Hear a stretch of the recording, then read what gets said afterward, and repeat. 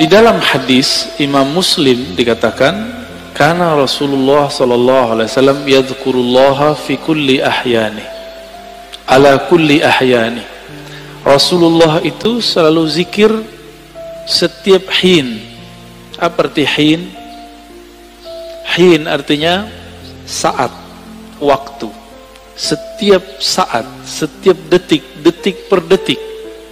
Baginda Nabi Muhammad sallallahu alaihi wasallam selalu mengingat Allah. Inilah yang diwariskan oleh ulama sufi. Karena kita tidak sanggup berzikir setiap nafas, naik turun, maka dibuatlah zikir pagi sore berdasarkan ayat wasabbihuhu bukratan wasila, dan bertasbihlah pagi dan sore. Lalu kemudian dilatihlah qalbu menyebut nama Allah, dimulai dari 100, naik 500, naik 1000, itu latihan. Angka-angka itu cuma latihan, bukan ria. Orang berzikir dengan angka bukan ria, itu cuma latihan. Puncaknya nanti tidak pakai angka lagi. Tapi kapan kita zikir tanpa pakai angka? Kalau sudah menjadi pewaris Rasulullah sallallahu alaihi wasallam. Malaikat-malaikat Allah dari awal dicipta sampai sekarang itu mereka cuma mengamalkan 1 atau 2 zikir. Jadi ada malaikat yang zikirnya cuma subhanallah, ada yang subhanadzil izzati wal jabarut, ada yang zikirnya cuma Allahu akbar, ada zikirnya cuma la ilaha illallah. Itu malaikat dan gak putus. Maka di saat seseorang berzikir sebanyak-banyaknya, di saat itu sisi malaikatnya muncul. Malaikat tidur enggak? Enggak. Malaikat lalai? Enggak. Malaikat makan? Enggak. Makanya orang-orang yang sudah ahli zikir ini makannya bisa berkurang, tidurnya bisa berkurang, karena dia sudah mirip dengan malaikat. Nah, itu namanya ahwal malakiyah, ahwal malaikat. Tapi ini nggak boleh lama-lama, bisa mati dia. Tubuh ini tubuh insan, tubuh bashar, mesti dikembalikan kepada basyariah. Manusia butuh makan, manusia perlu tidur. Maka Nabi SAW ketika melihat sahabat-sahabat beliau kedapatan ahwal ini, maka beliau mengatakan, ana atqakum, aku yang lebih bertakwa, tapi aku masih tidur, aku masih nikah, masih bekerja. Ya. Jadi kalau ada orang merasakan ahwal seperti ini, itu nggak boleh lama-lama. Dia harus punya guru, mursyid yang akan membimbing dia untuk masuk ke ranah berikutnya. Kata zikir artinya ada 2. Pertama, zikir berarti benar-benar menyebut Allah, ya. Kadang-kadang diartikan dengan makna yang lebih banyak, ya. Jadi ada makna secara harfiah, ada makna secara majaziyah ataupun di luar itu. Bisa jadi diartikan zikir itu salat Jumat, Al-Quran, majelis ilmu. Tapi itu penjelasan lain. Zahir dari zikrullah menyebut Allah, ya. Dalilnya di sini disebutkan ada sekitar 15. Ini baru sebagian. Lebih dari 200 ayat mengenai zikrullah, ya. Kalau lebih dari 200 berarti penting gak zikir? Lebih penting dari umroh, ya. Tapi kenapa di musim normal orang lebih sering ngajak umroh? Kenapa banyak ustadz umroh tapi sedikit ustadz zikir? Bener. Kenapa banyak orang bermimpi bisa umroh tapi sedikit orang bermimpi bisa zikir yang banyak? Karena kalau zikir doang fulusnya tipis, kata dia. Kalau umroh fulusnya buahnya. Siapa bilang ya? Itu nggak ngerti dia. Dia nggak faham ayat waladzikrullahi akbar. Sungguh menyebut nama Allah itu lebih besar dari semuanya. Orang kalau zikir apa aja jadi besar, ya. Cuma masalahnya nggak yakin kepada Allah Subhanahu wa Ta'ala. Dalam surah Al-Baqarah ayat 152 Allah mengatakan fazkuruni azkurkum. Saya sudah pernah syarah di sini. Sebutlah aku, ingatlah aku akan ingat kamu. Duluan mana yang mengingat? Allah atau kita? Allah. Maka ciri-ciri tanda-tanda Allah lagi sebut kita digerakkan oleh Allah menyebut namanya. Itulah hakikat ayat ini. Lalu surah Ali Imran 191, alladzina yazkurunallaha qiyaman wa qu'udan wa 'ala junubihim. Ulul albab itu disebut orang yang zikir berdiri, duduk ataupun berbaring. Dalam surah Al-Ahzab, ini ayat yang paling dahsyat ini. Ayat ini sering digunakan tidak pada tempatnya untuk membantah orang zikir dengan angka. Ya ayyuhallazina amanu zkurullaha zikran katsira. Wahai orang beriman, sebutlah Allah sebanyak-banyaknya. Ingatlah Allah sebanyak-banyaknya. Apakah ini dalil melarang menyebut dengan angka? Enggak. Zikir 1000 itu banyak bukan? Maka dia masuk ke zikran katsira. 10.000 termasuk banyak? 70.000 banyak? Berarti masuk ke situ. Yang penting niatnya angka itu bukan membatasi, tapi menerjemahkan makna zikran katsira. Baru zikir 100 pagi, 100 sore, udah nyalain orang zikir 1000. Ya. Nggak ngaca dia kepada sahabat Nabi. Sahabat Nabi Abu Hurairah zikir 12.000 sebelum tidur. Ada yang bisa zikir 12.000 sebelum tidur? Keburu tidur ya. Ada surat Ar-Ra'd ayat 28. Ala bidzikrillah tatmainnul qulub. Ketahuilah hanya dengan menyebut Allah kalbu bisa tenang. Jadi antum mau belajar apa aja, itu kalbu nggak akan tenang. Jadi orang kalau hijrah, tidak hijrah zikrullah, nggak akan mendapatkan kedamaian kalbu. Oleh karena itu, bagi saya, berdasarkan ayat-ayat ini kan banyak ayatnya tadi. Belajar zikir itu bukan sunnat, tapi wajib. Ya, belajar zikir itu sunnat, salah itu. Belajar zikir itu wajib. Kenapa disebut wajib? Allah mengatakan aqimis salata li dzikri. Dirikan salat untuk mengingatku.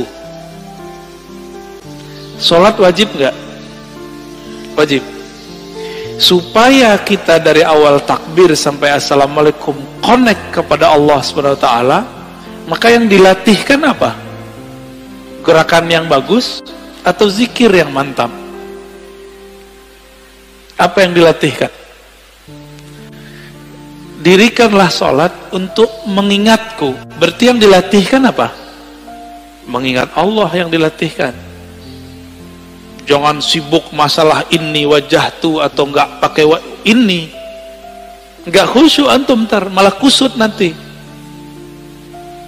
Jangan sibuk masalah usoli bid'ah atau tidak bid'ah, enggak khusyuk nanti. Oh ini kan ilmiah. Ilmiah itu bagian akal. Kalau sholat pakai kolbu. Jadi kita nggak ada debat lagi kalau sholat. Antum mulai sholat debat. Wah imamnya jahar nih bismillahnya. Kata mazhab ini ngaji lagi sholat.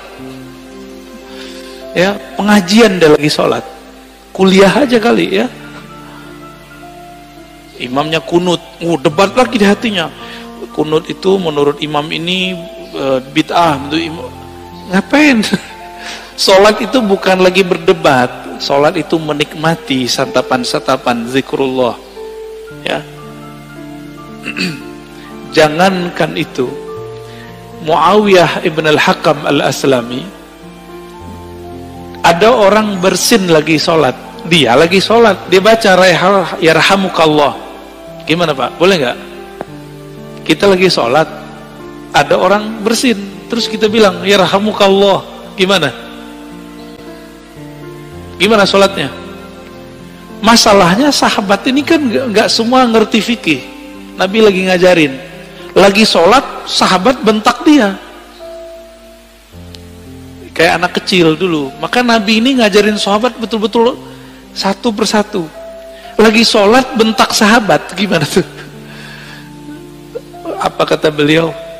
Selesai sholat, Nabi tidak mengata-ngataiku, bi abi wa ummi, demi Allah, demi ayah ibuku, beliaulah guru terbaik, guru paling ideal, gak pernah ngata-ngatain orang. Terus Nabi bersabda, kata beliau, wahai Muawiyah, sholat itu la tasluh, tidaklah cocok kecuali zikrullah dan tasbih. Maksudnya kamu gak usah tanggapin kalau ada orang bersin. Itu cuma nanggepin orang bersin, apalagi nanggepin orang kunut. Buat dalil lagi dalam hatinya ya. Wah, di mazhab gua nih nggak ada nih, nggak angkat tangan ah. Debat, lagi sholat debat, berdebat dengan diri sendiri. Ini kan kasihan. Ini tanda sholatnya, belajar sholatnya bukan dengan zikrullah, belajar sholatnya dengan apa? Dengan nafsu pengen berdebat, ya. Kalau udah sholat, nggak ada debat, nggak ada pengajian, ya. Ngaji nanti habis sholat atau sebelum sholat. Baik. Ini dalilnya banyak sekali ya. Berdasarkan ayat ini semua, Ibnu Abbas radhiyallahu taala anhuma mengatakan, yang dimaksud dengan ayat-ayat tadi, yazkurunallah fi adbaris salawat wa ghuduwan wa ashiyan wa kullama istayqaza min naumih wa kullama ghada aw raha min manzilih dzakarallaha katsira. Yang dimaksud ayat-ayat tadi, zikir pagi sore, orang yang tidak lalai karena bisnis, yaitu mereka yang zikir ba'da salat, zikir ghuduwan wa ashiyan, pagi dan sore, zikir saat bangun, zikir saat berangkat, zikir saat pulang. Jadi nggak ada waktunya kecuali zikrullah. Qala Mujahid, murid dari Ibnu Abbas, mengatakan, seseorang nggak disebut ahli zikir hatta yazkurallaha qa'iman wa qa'idan wa muttaji'an, sampai dia ingat Allah baik dalam keadaan duduk, berdiri ataupun tidur. Gimana caranya zikir dalam tidur, Pak? Udah ada nyoba belum? Ini aneh nih minum. Gimana cara zikir kalau lagi minum? Bismillah, itu zikir sebelum minum. Bismillah. Itu zikir sebelum minum. Lagi minum, zikirnya apa? Pusing kan? Nah, ini yang mau kita bahas nanti. Kita lagi makan, bisa nyebut nggak? Kan nggak bisa. Apa dong zikirnya? Zikirnya ada dua. Pertama, sebut di kolbu. Yang lebih tinggi, memandang air ini dari Allah, memandang segarnya dari Allah, kenyang dari Allah. Itu zikir lagi makan. Gimana? Udah zikir lagi makan belum? Belum ya? Masih memandang nasi yang mengenyangkan, masih memandang air yang menyegarkan. Berarti kita belum berzikir saat makan dan minum. Sederhana, rumah makan sederhana. Imam Nawawi mengatakan, ajma'al ulama ala jawaziz zikri bil qalbi wal lisan lil muhdith wal junubi wal haidi wal nufasa. Ulama sepakat bahwa zikir itu dibolehkan dengan kolbu dan lisan, baik bagi yang berhadas, yang junub, yang haid, ataupun nifas. Kenapa? Ini kan zikir, sebenarnya zikir itu golnya di kolbu. Kolbu tidak pernah haid, kolbu tidak pernah junub. Junubnya kolbu adalah lalai mengingat Allah subhanahu wa ta'ala. Bener, sering junub gak antum? Kayak kita ini sering junub Pak, mandinya jarang ya. Makanya ketika masuk sholat, kita masih membawa junubul ghafalat, junub lalai kepada Allah subhanahu wa ta'ala. Orang junub betah gak masuk masjid? Berani gak masuk masjid orang junub? Masjid hakiki itu ada di kolbu, lagi sholat. Antum lagi mau sholat tapi tidak keluar dari junub lalai, gimana mau menikmati zikrullah? Ya, nggak bisa masuk. Jadi kita nggak bisa masuk ke kolbu kita, padahal itu diri kita sendiri ya. Hadisnya sangat banyak. Ini ada hadis yang paling kenceng ya, paling dahsyat ini. Kata Nabi, masalul ladzi yadhkur rabbahu wal ladzi la yadhkur rabbahu kamasalil hayy wal mayyit. Hadis ini riwayat Imam Bukhari ya, dalam kitab doa. Perumpamaan orang yang zikir dengan tidak zikir itu sama dengan orang hidup dan mati. Gimana? Berarti kita banyakkan hidupnya atau matinya? Jadi kalau hidung kita ini dibukakan rasa penciumannya oleh Allah subhanahu wa ta'ala, indera penciuman batinnya oleh Allah, kita akan mencium orang yang tidak zikir itu bau bangkai. Cuma alhamdulillah Allah tutup itu. Coba kalau dibukakan Pak, kita setiap ke jalan kemana itu bau bangkai di mana-mana itu. Maka kita bersyukur kepada Allah, Allah tidak bukakan kasyaf yang banyak. Karena kalau kebanyakan kasyaf bisa pusing sendiri kita nanti. Maka ada beberapa wali gak berani mereka ke masjid, karena kalau ke masjid dia lihat muka orang macam-macam. Ada yang ria, ada yang muka monyet, ada yang muka kambing, ada yang muka babi ya. Maka Imam Ghazali buat fatwa khusus untuk orang ini ya. Dibolehkan oleh Imam Ghazali bagi orang ini tidak sholat di masjid sementara sampai ahwal itu hilang. Di hadis yang lain,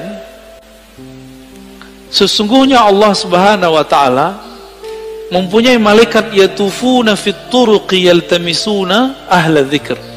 Allah mempunyai malaikat-malaikat yang yatufun, bertawaf, berkeliling, mencari majelis ilmu. Ketika mereka bertemu, mereka berteriak, mereka memanggil kawan-kawannya, halummu ila hajatikum, wahai sahabat-sahabatku, wahai para malaikat, berkumpullah.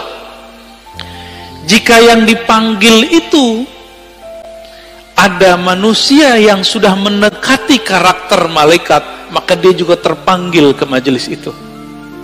Jadi yang datang bukan hanya malaikat, tapi juga manusia yang karakter malaikatnya sudah hidup ya. Itu mana hadisnya. Itulah sebabnya kenapa majelis-majelis zikir itu rame dulu. Masih ingat dulu Ustadz Arifin ya, rame nggak dulu? Cuma ya sayang, Ustadz Arifin tidak berthariqah, akhirnya tidak ada kaderisasi murid menjadi mursyid karena beliau bukan mursyid. Tapi kita berterima kasih, berkah beliau Indonesia dizikirkan dengan zikirnya yang khas, dengan suara serak-serak basahnya yang lumayan ya. Tapi beliau meninggal ya sudah.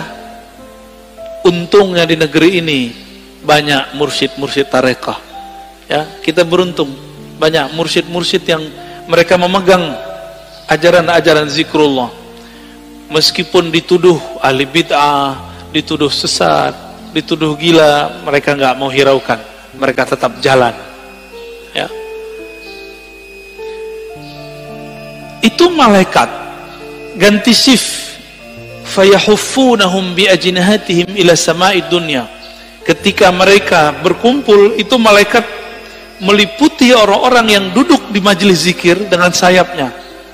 Ada yang lihat gak? Antum kalau kasyaf bisa lihat. Untung tidak kasyaf, karena kalau kasyaf pasti ketakutan, ya. Itu sampai ke langit pertama, nyundul langit. Makanya malaikat dari timur, dari barat lihat, wah kayaknya ada majelis zikir nih. Mereka akan berkumpul. Kalau ada manusia, kolbu yang sudah berzikir, dia akan ikut meramaikan majelis tersebut. Semoga kolbu kita termasuk kolbu yang sudah berzikir. Amin ya rabbal alamin. Semoga yang hadir ini dipandang Allah, kolbunya kolbu berzikir. Amin ya rabb. Lalu mereka ditanya oleh Allah, wa huwa a'lamu bihim. Pada Allah lebih tahu keadaan mereka. Ma yaqulu abdi, apa yang dibaca oleh hambaku wahai malaikat? Lalu mereka mengatakan, mereka bertasbih kepadamu ya Allah, bertahmid ya Allah, bertakbir ya Allah, bertahlil. Apa kata Allah? Hal ra'auni, apakah mereka melihatku? Lalu para malaikat menjawab, tidak ya Rabb. Seandainya mereka melihat aku, bagaimana? Oh, kalau kita udah melihat Allah, antum tuh gak mau kerja lagi, mungkin gak mau nikah lagi. Ya udah asik dengan zikrullah. Ini hadisnya panjang ya, maka disebut dengan humul julasa la yashqa bihim jalisuhum.